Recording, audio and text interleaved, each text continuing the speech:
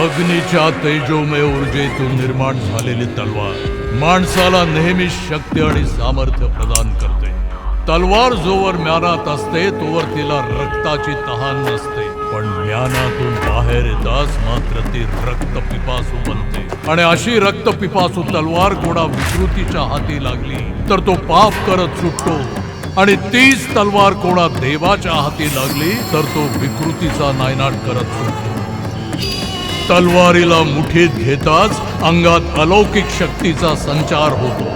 नखशिकांत धमन्यांमध्ये वाहणारे रक्त वाऱ्यासारखे सळसळते। शिरच्छेद करणारा तलवारीचा एक वार जीवनाला ब्रह्मांडात संक्रमित करून टाकतो। उघड्या छातीवरील तलवारीच्या वारापेक्षा पाठी मारलेला खंजीर जास्त वेदना देतो।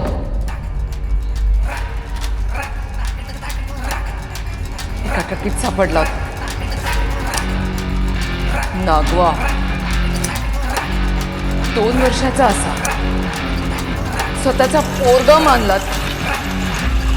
तलवारीला लागलेलं रक्त सुकण्याआधी तिला नवा बळी द्यावा लागतो, नाहीतर पातक गंजतंय।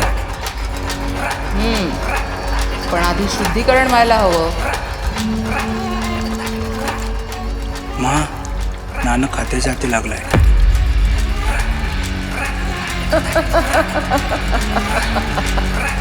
आता तांडव होणार, फक्त तांडव नाही रक्त तांडव होणार।